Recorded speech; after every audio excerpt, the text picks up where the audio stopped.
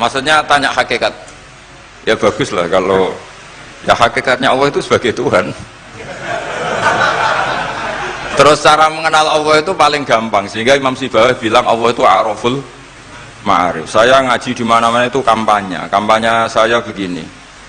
Karena saya pernah diparani orang yang sejenis jenengan. Cuma lebih apa ya? Lebih fasik lah kira-kira gitu. Karena nggak santri sama sekali. Yang datang ke saya itu nggak santri sama sekali. Dia datang begini, Pak Mbak, saya mau Islam serius asal Anda bisa menjelaskan Tuhan itu siapa. Jadi nggak ada sopan-sopannya dia tanya. Terus saya jawab gini.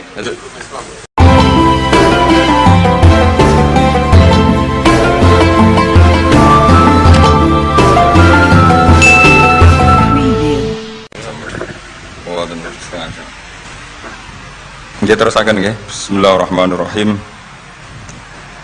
Qala Muhammad bin Husain, I'lam rahimana wa iyyaka anna nabiyya sallallahu alaihi wasallam qad a'lamaka iku merohno sapa mirsakno sapa nabi ka ing sira fi hadal hadis ing dalam ikhlas hadis anna Jibril saat temene malaikat Jibril alaihi salam inna ma sa'alan nabiyya sallallahu alaihi wasallam bi hadrati ashabi ana ing ngarepe sahabate para nabi. Inna ma arada mesti ngersakno sapa Jibril ayu alimahum ing yen to ngeruhna sapa Jibril ing para ashab amrodinihim ing urusan agamane para sahabat. Fayam bagi mongko saejo al muslimin apa ya alamu yang to ngerti sapa al muslimin hu ing amrodinihim. Terus pikirannya saya al-Ajuri bahwa Jibril menanyakan Islam dengan niat mengertikan Islam kepada para sahabatnya Rasulullah SAW. Artinya Jibril itu buatan takok carane sugih. Saiki wong takok kiai itu salah alamat. Wong alim takok carane sugih, carane dadi bupati, terus carane duwe akeh. Wong alime dhewe ra pati dhuwit ditakoki. Kadang kula iki wani tiyang, Gus kula bojo kula kathah carane rukun piye. Wong kiyaine ora wani wae kok takoki carane rukun. Jadi intinya niku pertanyaan itu juga kita pelajari. Jibril niku tangklet urusan agama. Artinya yang perlu dingerteni itu urusan apa? Agama. Tapi kita punya masyarakat sing kadang tanya ini sesuatu yang sifatnya khadun nafsi. Terus kiai itu rapati seneng jabatan, kadang ditakoki tiyang carane dadi bupati. Nak dadi bupati salami template orang juta, nak ora dadi darani donyane ngobos. Seloro kabeh dadi kiai. Lan kula seneng nak terkenal donga kula ora mandi. Mergo nak mandi ku repot. Dadi dukun. Dadi niki ku repot. Kula gak ada cerita tentang Mbah Hamid Pasuruan. Diceritani bapak kula, Bapak Nurian lami ngaji kalian Ki Hamid. Jadi dawuh beliau soleh zaman akhir ku repot, hisape gede. Udah terkenal wali, dongane mandi terus wong kepen sugih marani kiai, kepen wayoh marani kiai, kepen jabat marani kiai. Terus ngekei dhuwit. Mari hisab tok, mergo duit sudah dikonversi sebagai materi. Makanya beliau pernah menangis.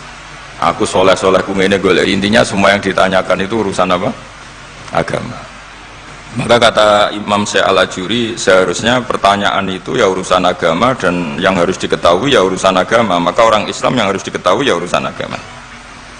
Terus kalau wau istifadah kalian Ghazofur, memang di depan umum itu penting supaya tidak ada al-qila wal qal. Jadi ini kan diulang-ulang bihadrati ashabi. Ini dalam ilmu hadis itu penting sekali supaya ilmu itu mutawatir. Karena kalau sampai untuk ijazah ke orang tertentu, mau aku tok sih dijazah, itu biasanya malah dibodoni. Kayak bakul, sampai tok sing tak kayak diskon. Nah, gerbang ya udah bang. Makanya nak kidilkon ijazah di depan umum berarti kondang. Ada khusus bahaya. Ini mesti klenik nih. Ini bukan cakap sak kelas kalian Gus Munib. Jadi orang itu, makanya saya ngaji itu pede di depan umum. Karena kalau salah ya dibenarkan Gus Zofur, kalau benar juga ganjarannya akeh. Tapi nak ngaji mbek wong loro dhewean iku terus kok cocokan. Nak salah aja kodo-kodo ya kan. Jadi memang ilmu itu suka yang mutawatir saya karena validitasnya jelas. Makanya dulu itu dikaji hadis kok enggak mutawatir itu enggak mutu.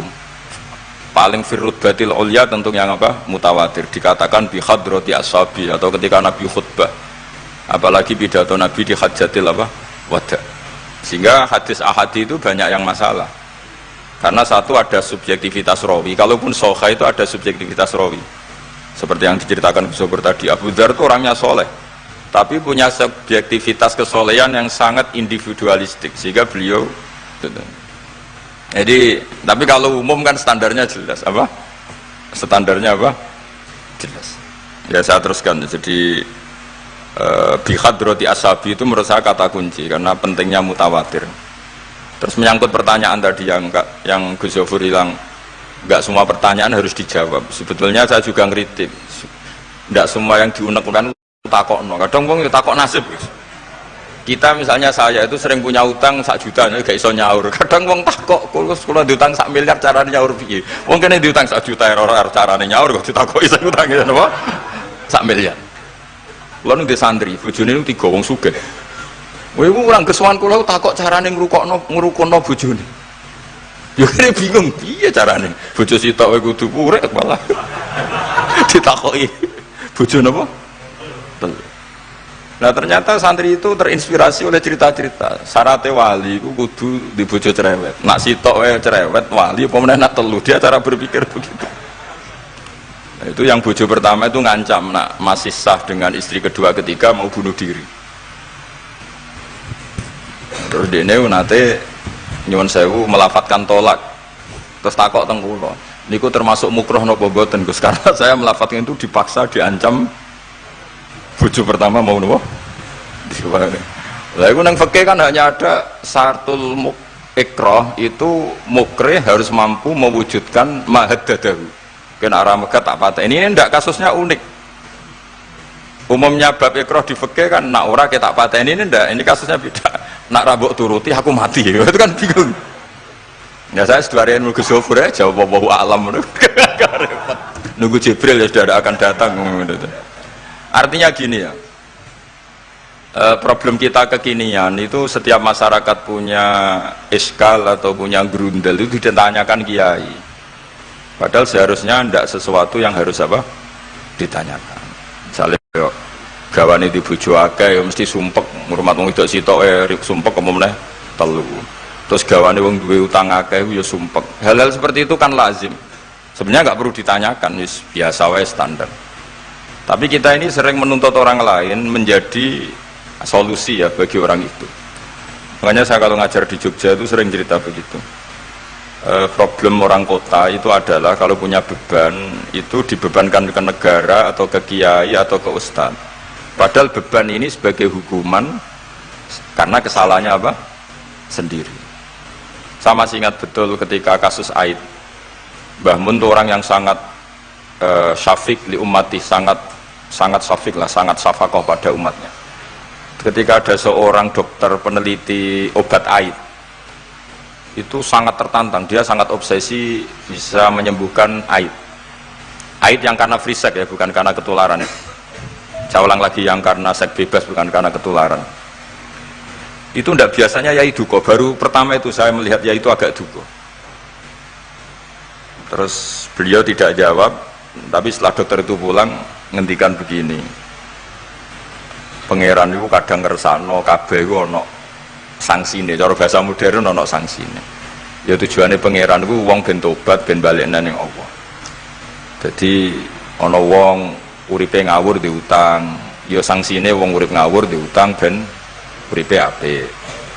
Intinya Mbah Mun mau ngendikan kesalahan itu pantese ya ono sanksine ben wong tobat. Lah saiki kiai iku nak ditakoki ngono berusaha cari solusi sanksi iku, padahal Allah kepengen memberi sanksi. Kalau sampean misalnya zaman mondok rasa regep terus bareng saiki dadi kiai bingung terus kula kan dadi solusi Gus kayak donga laduni. Wong pangeran ngekeki sanksi kuwe zaman mondok rasa regep. Ben ora rasane isin maca keliru di depan umum. Malah yo ijazah napa? Laduni. Jadi itu pelajaran bagi saya menurut saya. Jadi kata Mbah Mun la'allahum yarji'un itu la'allahum yantahun yang di Quran itu satu kesalahan itu pasti Allah itu menghendaki ada apa? Sanksi. Tentu maksudnya Allah baik supaya tobat. Tapi sekarang sanksi itu mau dihilangkan. Kadang konsultannya itu kayak bojo kepengen minggat Sing lanang tak takoki kena apa? Mun lami Gus boten kula nafakoi. Ya aku yang mending normale iku minggat, iku wis terlambat bojomu kepen minggat saiki iku terlambat. Kudune wis wingi-wingi. Normale wong lanang ra tanggung jawab, mencen sanksine bojone minggat. Itu cara kula kiyaine memberi napa? Solusi. Tak takoki lah minggate ning diteng tiyang tuane. Berarti bojomu pinter. Wis ngerti sing lanang ra kena deloki melok wong tuane ya niku. Dadi nah seperti itu menurut saya semua kiai itu harus kayak saya dalam bab itu. Tapi mereka cari donga, piye bojo iki ra dicukupilah seneng. Terus golek akeh pengasih, golek jimat. Akhirnya bangun nanti cerita, sing kula malah tak kenang sih. Akhirnya kiai ini nganti lali ya. Ono wong melarat yo ijazah kiai. Berhubung kiai ini ku isin muni ra iso dijazahi duha mek donga. Kiai ini ku lali nak dhewe fakir. Akhirnya yang minta ijazah itu ditimbali bangun. Rene tak ijazahi. Kowe yo ijazah duha mek sapa kiai iki. Lha kiai ku dhewe fakir kok jalu ijazah. Ya ijazah ya aku sing wis sukses dadi kiai sugih. Artinya apa? Bener ceritane Gus Zofur, gara-gara setiap pertanyaan niku memaksakan bisa jawab. Wis koyo ning pondok lho, wis karuan dene dhewe Joko tuwa. Lho kok ngeke ijazah mahabbah. Dhewe ning pondok ganti Joko tuwa. Itu di pondok mana-mana Gus, itu ada ijazah laduni. Padahal sing ijazah iku ya tau ramu. Sekolah iku ora tau buka. Ngono dicalon ijazah laduni yo. Coba di pondok-pondok beredar gak ijazah ketemu Nabi Khidir? Beredar. Padahal yang ijazah juga gak pernah. Nah itu karena yang diceritakan Gus tadi, memaksakan bisa. Jadi karuan dekne dhewe ra iso ya santai wae. Nah, aku pengen ngipi ketemu Rasulullah itu beredar gak ijazah itu? Mungkin Pak Dil kan yang pernah mengijazahkan itu. Tapi ora tahu. Sampe tahu ijazah niku Pak Zakaria? Oh, ya. Jadi ya ijazah itu terus ya. Karena jubir Torekoh nih. Jadi intinya kalau tidak bisa ya bilang saja tidak bisa. Sampai apa jangan kita lupa tadi ya. Sampai lupa daratan tadi karena problem negara kita termasuk itu. Semua intelektual, semua pakar kalau ditanya problem negara itu semuanya jawab. Akhirnya kan gaduh. Semuanya punya rumus, semuanya punya versi. Akhirnya gaduh. Misalnya pemerataan Indonesia rumusnya gimana? Yang satu bilang, wah ibu kotanya dipindah. Yang satu bilang, harus ada sentralisasi di Jawa supaya ada kualitas A, ada kampus terbaik, ulama terbaik. Kalau diratakan nanti kemampuannya rata itu justru tidak bagus. Yang ketiga enggak, wah kualitas demokrasinya dijaga. Yang satu enggak, demokrasi tanpa ekonomi tidak bisa. Sehari santri ya sedunia rasa pikir besok mati ben. Nah itu kan karena memaksakan jawab akhirnya ada kegaduhan tadi. Zaman tabiin yang masih ada sahabat banyak. Sebetulnya bukan zaman tabiin banget karena zaman itu masih banyak apa? Sahabat. Itu mereka cara berpikir sudah semua ahlun nar itu redaksi di Quran tuh khalidina fiha, sehingga zaman tabiin sudah banyak yang berpikir nggak ada kemungkinan orang sing yukhrajuna minan nar. Sehingga terus ada kafilah itu, ada delegasi, ayo kita ke Medina, semoga kita ketemu sebagian ashabu Rasulillah. Sehingga cerita akhirnya ketemu beberapa sahabat. Di situ diceritakan ada Jabir, ada beberapa lah yang sahabat sepuh bahkan. Nah terus si Jabir ini, sahabat Jabir ini cerita kalau itu memang ada di syafaati Rasulillah Shallallahu Alaihi Wasallam. Tapi satu kontingen ini yang tetap berpikiran tidak ada syafaat itu banyak. Alasannya semua cerita tentang ahlun nar adalah khalidina fiha. Ketika Jabir masih hidup itu ya sempat terjadi debat. Loh itu yang khalidina fiha itu amma ahlun nar alladzina hum ahluha. Memang dia berhabitat neraka, memang alamatnya neraka. Kalau sehingga ini menjadi khas. Meskipun khas ini iskal, kita akan iskal karena itu di Quran tidak ada maksudnya nggak ada secara sorry yang menerangkan ada kaumin sing yukhrajuna minan nar. Makanya Syekh Al-Ajuri ngendikan ciri khas ahli sunnah adalah mengimani adanya kaum sing yukhrajuna minan nar, karena itu zaman tabiin sudah ada polemik, tapi tentu kita yang mengimani itu. Tapi kalau ada yang tanya di semua Quran kalau masuk neraka itu khalidina fiha itu dijawab apa? Amma ahlun nar alladzina hum ahluha. Memang dia spesifik ahli neraka, memang dia berpenduduk neraka. Alamatnya neraka, KTP-nya neraka, kakane neraka. Kalau kita ini ndak, KTP kita surga, mbah-mbah kita ahli surga. Karena alamat kita sebenarnya kan surga. Nabi Adam itu kan surga alamat. Makanya saya ngaji di mana-mana itu betapa baiknya agama ini. Karena kunci surga kita sudah dikasih tahu miftahul jannah. Nah, sementara kita tidak tahu kuncinya neraka. Jadi kena mlebu neraka kebangetan lho. Wong ora roh kuncine kok mlebu. Tapi jare kancaku, wah gak ono pintune Gus, langsung blusek. Ini problemnya itu. Tapi nek sampean mlebu neraka kebangetan. Karena yang kita punya kuncinya itu surga, kita tidak punya kunci neraka. Ono sing dikunci neraka, mboten to? Nah, harusnya kita nggak bisa masuk neraka karena nggak punya kuncinya. Jadi kalau nak maca hadis miftahul jannah la ilaha illallah itu syukur kalau cek apike Kanjeng Nabi, wong kunci kok didudono. Itu kan luar biasa. Jadi orang memahami hadis itu. Saya ini tahadus bi nikmah, ini mumpung ada Gus Zofur, ini saya tasihkan. Wal asri demi masa, demi waktu. Saya ketika baca ayat yuridu wa bikumul yusra wala yuridu bikumul usra. Dengan ayat wal asri demi waktu. Itu memang luar biasa Islam itu. Coba ya. Kita baca kalimat tauhid itu kan hanya butuh waktu setengah menit, mungkin tidak ada la ilaha illallah Muhammadur Rasulullah. Waktu yang sesikat itu bisa menghapus kekafiran di masa lalu. Jadi misalnya orang kafir 70 tahun itu terhapus kekafirannya hanya dengan singkat melafadzkan la ilaha illallah Muhammadur Rasulullah. Dan waktu pas dia melafadzkan syahadat ini momen paling dikenang ketika nanti di akhirat. Wal asr demi waktu. Jadi artinya apa? Momen terbaik kita adalah ketika melafadzkan itu. Dan kalimat itu mudah dan sah asal belum yughorghir, belum kelerek-kelerek, sah. Dan tanpa syarat. Misalnya sholat tidak butuh suci, butuh nutupi aurat, butuh melakukan rukun dan syarat. Syahadat enggak. Lau talaffadhu kafirun bihadi syahadah, mesti apa sohat hadi syahadah. Padahal kafir urung adus ijek cerita ya betapa agama ini mudah. Ya kan kalimat yang bisa menghilangkan kekafiran kemudian tidak banyak syarat. Coba kalau kamu mau sholat syaratnya kan macam-macam. Mau zakat ulama Islam. Ya, terus kita harus menghindari perilaku tertentu yang perilaku itu zaman Nabi sudah sangat diperingatkan. Misalnya yang masyhur itu Khawarij lah. Khawarij itu kelompok yang sangat soleh secara zahir, yes, ibadahnya kata Rasulullah laisa siyamukum kasiyamihim wa qiyamukum kami qiyamihim. Jadi puasa kamu sahabat enggak sehebat puasanya orang apa? Khawarij. Ibadah kamu tidak sebanding ibadahnya Khawarij, tapi mereka sangat biadab. Ya murukuna minaddin murukosahmi minar ramiyah yaqra'unal Qur'an la yujawizu hana jiro. Dan diantara kesolehan yang berlebihan ini kata Nabi apa? Yuqatiluna ahlal Islam wala yuqatiluna ahlal authan. Kalau dijak musuhi sesama Islam semangat, tapi dijak musuhi yang jelas salah tidak semangat. Ini kelompok sing hadarona humun nabiyyu, kelompok yang kita diperingatkan Nabi untuk sangat apa menghindari. Karena logikanya jelas ya. Orang yang kafir saja inginnya Nabi menjadi muslim dengan diajarkan syahadat.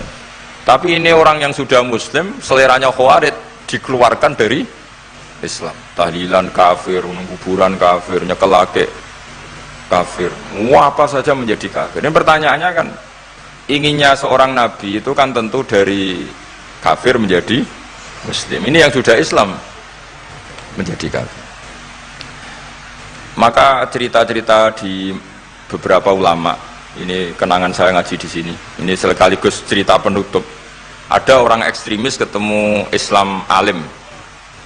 Terus ketika melihat ahlul ma'asi itu maksiat, ahlul ma'asi ketika maksiat, sedang maksiat, sebaiknya orang-orang Islam seperti itu mau saya bunuh, mau saya bom. Ini yang cerita orang-orang alim ke saya.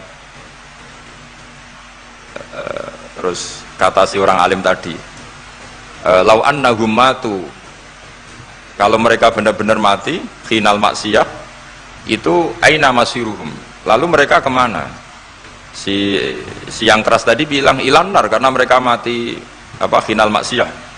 Terus jawabnya yang alim tadi, dzalika muradan nabi, apa umat Islam mati kemudian min ahlin nar itu yang dikehendaki Nabi?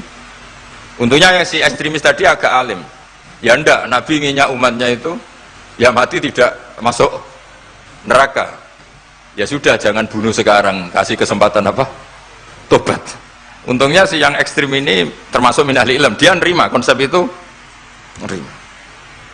Itu jadi pelajaran dialog kealiman. Dan kita menjadi moderat bukan karena liberal atau sekuler. Memang kita baca hadis-hadis misalnya inna wuha yabsutu yadahu billail yatuba musiun nahar wa yabsutu yadahu bin nahar yatuba musiul lail. Allah yang Tuhan saja inginnya itu menunggu tobatnya mereka, bukan mengakhiri mereka dalam keadaan tidak tobat. Jadi ini supaya jadi paham, menjadi khas kita. Ya Allah yang Tuhan saja inginnya kan menunggu tobatnya mereka, bukan malah tobat itu kita hentikan ya dengan dibunuh ketika maksiat. Itu artinya kan kita tidak memberi kesempatan tobat. Sama sih ingat Mbah Mun sering cerita ke saya, aku corokon mileh, kata beliau, aku corokon mileh iku yo ora pati seneng ono terlalu tegas, terlalu apa, mergo Allah wae ngekei kesempatan. Ya tadi apa logikanya kan, Allah saja misalnya Allah Ta'ala selalu membuka tangannya di malam hari supaya yang tadi siang maksiat tobat di malam hari. Terus Allah membuka tangannya di siang hari supaya yang tadi malam maksiat tobat. Intinya Allah Ta'ala itu menunggu tobat, bukan menghentikan asbabit taubah. Sehingga tradisi guru-guru kita, ya utamanya Mbah Mun, itu sama-sama saja baik, bukan karena baik sama orang fasik, bukan, tapi implementasi dari menunggu tobatnya orang fasik. Dan tentu itu butuh apa, tarbiyah, butuh syafaqah, butuh kasih sayang, butuh. Saya masih ingat ketika beliau baca kitab karangannya Imam Sya'roni itu Tambihul Mukhtarin, itu diantara madzhab Imam Sya'roni itu al-hikmah dolatul mu'min, itu beliau juga menambahkan wal fasik dolatul mu'min. Bukan sekedar al-hikmah dolatul mu'min, tapi al-fasik juga dolatul mu'min. Karena ketika seorang mukmin fasik ini seperti barang yang hilang, dia tercerabut dari akarnya, yaitu akar keimanan dan keislaman. Maka kita kata Imam Sya'roni, kita sebagai orang soleh harus menemukan mereka atau mengambil mereka untuk dikembalikan. Jadi ini komitmen kita sebagai murid Mbah Mun, sebagai murid Syekhina Al-Abenya. Sudah ada amal, itu saja inginnya Allah sama orang Islam, kaumun yukhrajuna minan nar, bukan malah diblesno gitu. Lah ya akhirat yang notabene sudah nggak ada amal, itu saja kaumen yang mukmin, apalagi tau mondok, apalagi grup hima, itu tapi ra usah moron rokok, kula pesene ra usah moron rokok. Itu inginnya itu yukhrajuna minan nar. Makanya kalau baca hadis itu harus ada dzauq. Selain ilmu itu harus ada dzauq. Betapa syafaqatu Rasulullah sallallahu alaihi wasallam. Inginnya semuanya itu yadkhulunal jannah. Kalaupun ada yang masuk neraka, yang orang Islam tuh, tetap obsesi Rasulullah, cita-cita beliau adalah yukhrajuna minan nar. Makanya masyhur itu, wala sawfa yu'tika rabbuka fatardah. Jawabe Nabi bi la ardo wa wahidun min ummati finnar. Saya tidak akan ridho ya Allah, tidak akan puas bahwa khidun min ummati finnar, satu dari umatku min ummatil ijabah minan nar. Makanya saya setuju dengan saya Al-Ajuri, kita sebagai ahli sunnah diantara khasnya apa? Iman adanya kaum sing yukhrajuna minan nar. Pun sama teman sampai wah dibaca Arabnya saja. Nah, ini nurut apa Gus? Mimman khadzarona tadi siapa? An-Nabi anaman saat temne wong abada kang nyembah sapa man Allah azza wa jalla fa ya'lamu mongko ngerti sapa man anna wa azza wa jalla mutaliun kundat sing ningali ala amalihi ing atase ngamale wong ya'lamu pirsa sapa taala sirruhu ing rahasiane wong wa alaniyatahu lan alaniya wong sing ngamal sing jelas wa ya'lamu lan pirsa sapa taala ma ing perkara tufi kang nyamarno sira min amalika saking amal sira wa malan perkara tubihi kang ngetokno sira ing amal wa malan perkara turidu kang ngarepno sira bi ilmika kan sira. Kowe ngarepno bi ilmika misale Allahu turidu am ghaira. Dadi maksudnya Allahu Allah ana ta kowe ngamal iku ngersakno Allah turidu am ghairahu. Dadi maksudnya Allah tahu amal kamu atau ilmu kamu. Apakah amal kamu ilmu kamu untuk Allah? Allah turidu am ghairahu. Apakah kowe melakukan amal itu karena Allah apa enggak? Ya'lamu pirsa sapa ta'ala asirra wa akhfa. Ya'lamu pirsa sapa ta'ala khainatal ayuni ing mripat sing khianat. wa amalan perkara tufi kang nyimpen apa suduru apa dodo ya lamun pirsa sapa wa ta'ala ing perkara antum kang te sira kabeh ku alihi ngatasé ma fahdaru mongko wedi sira kabeh ing Allah mesti wedi Allah dengan makna mendekat ke Allah faman mongko te sapane wong roa iku jaga sapa man hadhihi ing ikilah halah bojo pertama iku ngancam ora dipegat bunuh diri akhirnya dia nang ngarepe talak untuk bila di belakang ada mic di belakang itu kepegat tau neng aku yang mending ngene aku yang mending ngene namun ya seminggu untungnya tak kok iku lho seminggu tak akali ya sekian mungkin muncul misalnya ini kepegat di jadi indah tak kali aku tak misalnya tanggalin tak aku kan jujur untungnya tanggalnya kok ya, tapi kan jawaban ngono kan koyo gak abadi senang ono pertanyaan seperti itu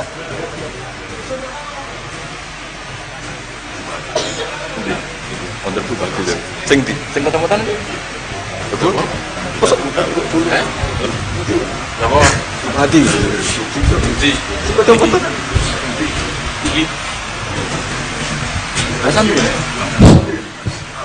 Bismillahirrahmanirrahim. Assalamualaikum warahmatullahi wabarakatuh. Bagi para hakim ya KHI itu kompilasi hukum Islam ya sementara yang dipakai ya KHI itu yang dipakai oleh pedoman untuk memutuskan yang diajukan ke nopo jenenge di mahkamah-mahkamah yang berurusan dengan terutama pernikahan. Apakah karena kan khilafnya fikih kan akeh. Khilaf napa jenenge fikih niku kathah. Nah, kula nggih mboten ngertos niku KHI niku. Yang saya tahu ya pokoknya KHI itu nggih niku napa jenenge sudah pilihan-pilihan di antara ulama dijadikan pedoman bagi para hakim. Karena itulah ya kadang-kadang nyun sewu hakim-hakim itu yang dipelajari ya KHI. Ora pati ngerti fikih yang bulat yang banyak asal bisa KHI ya insya Allah bisa jadi hakim, bisa jadi penghulu. Oh ya pedomannya ya KHI. Tapi tentu KHI itu tidak bisa menjawab dengan nopo jeneng KHI. Saya kira ya kalau masalah-masalah itu tadi yang saya pahami karena tadi kurang begitu mendengar pertanyaan-pertanyaan itu. Jadi tetap bagaimanapun butuh jawaban, butuh pengetahuan tentang fikih sunnahnya, fikih Al-Quran juga butuh. Kemudian aqwalu al-ulama itu juga dibutuhkan. Dan tentu untuk kasus-kasus di Indonesia, terutama untuk memutuskan banyak hal kasus di Indonesia, sangat membutuhkan KHI, karena itu yang secara resmi kayaknya dipakai di Indonesia, kompilasi hukum Islam ya. Walaupun tentu tidak semua ulama Indonesia menyetujui KHI ya, karena ya KHI itu sudah pilihan-pilihan dari berbagai mazhab dan di Indonesia masih butuh mazhabnya itu bisa macam-macam ya, kadang-kadang nek ora dikai Syafi'i ora gelem dan lain sebagainya, itu ya problem dalam kasus per kasus. Saya kira itu. Oke, terima kasih ya. Terima kasih. Barangkali masih ada penanya yang kedua, kami persilakan.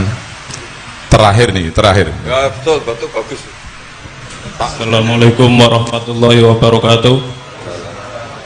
Pada tanglet kali Gus Baha terus kan jenderale ilmu niku tauhid. Pertanyaan kula hakikate Gusti Allah niku sinten? Hakikate Adam niku sinten? Hakikate Muhammad niku sinten? Terima kasih. Wassalamualaikum warahmatullahi wabarakatuh. Wah, keren. Santri Giren Gus. Iya bagus lah.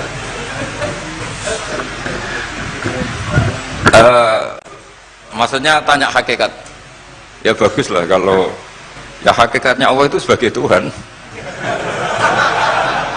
Terus cara mengenal Allah itu paling gampang, sehingga Imam Sibawayh bilang Allah itu a'raful ma'arif. Saya ngaji di mana-mana itu kampanye saya begini.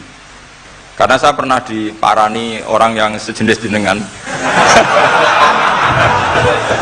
Cuma lebih apa ya? Lebih fasik lah kira-kira gitu. Karena nggak santri sama sekali. Yang datang ke saya itu nggak santri sama sekali. Dia datang begini, Pak Mbak, saya mau Islam serius asal Anda bisa menjelaskan Tuhan itu siapa. Jadi nggak ada sopan-sopannya, dia tanya. Terus saya jawab gini, ya aku aja kewaco. Terus saya bilang, kamu peneliti, ya saya peneliti. Kamu orang pinter, ya saya orang pinter. Dia punya gelar. Ya kira-kira gini, kalau gelas ini saya banting, terus pecah, kamu bilang apa? Ya karena sebabnya dibanting, ya sudah. Kira-kira alam raya ini kan kadung berstatus maujudat. Kira-kira logis enggak kalau hadil maujudat khalaqahal adam, ini maujudat diciptakan ketiadaan. Final adam la yu'athiru syai'an. Tentu sesuatu yang enggak ada itu la yu'athiru syai'an. Di mana-mana sing yu'athiru yang bisa menciptakan atau membekasi itu adalah al-wujud. Ya berarti Allah itu penyebab dari semuanya, Bapak. Iya. Ya dari dulu kiai-kiai bilang gitu kan saya enak. Nah, intinya gini, terus dia menjadi sadar setelah Allah tak beri status wajibil wujud. Makanya saya tambah tua itu tambah kagum sama ulama dulu. Kenapa kita mulai kecil dikenalkan wujud kidam bakok, kira-kira gitu. Hadhil maujudat, alam yang sudah kadung wujud ini kan mau tidak mau harus disebabkan oleh yang wujud. Masa wujud disebabkan nihilisme atau ketiadaan? Ya kira-kira gitu. Kalau sama tanya hakikat Allah yang mudah dikenali apa? Beri status wajibil wujud. Yang wajibil wujud ini oleh kita adalah disebut Allah. Lah yang menerangkan itu siapa? Ya Nabi Muhammad itu. Lah Nabi Muhammad turunannya siapa? Ya secara zahir turunnya Nabi Adam. Kan ya sudah gitu kira-kira. Sudah sampean yang seneng saja hidup, enggak usah mikir itu.